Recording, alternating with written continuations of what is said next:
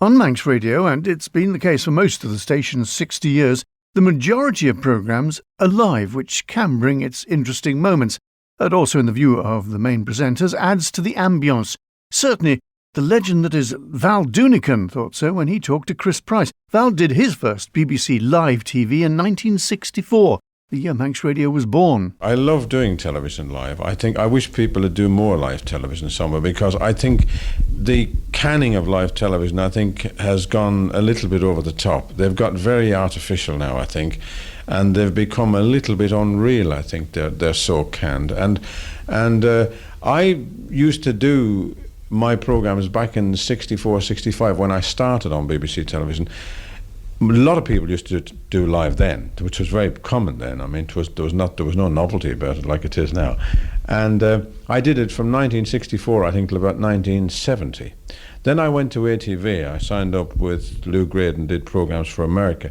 And I couldn't have had a greater sort of contrast. I was virtually going in the morning and recording all the announcements, and then going in the afternoon and doing the songs, and then they do the guests on the next day, and then they'd stick it all together.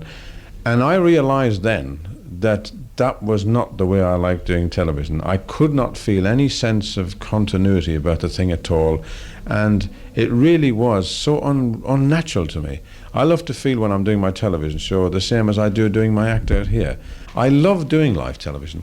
So I'd been away from BBC for a long time, and then about 1977 I got an idea for the kind of series I'm doing now. And I went back and I saw Bill Cotton and we talked it over. And as I walked out of his office, he said to me, by the way, can I ask you the $64,000 question? He said, would you do them live again? And I said, yeah, I don't mind. Really? He said. I said, okay.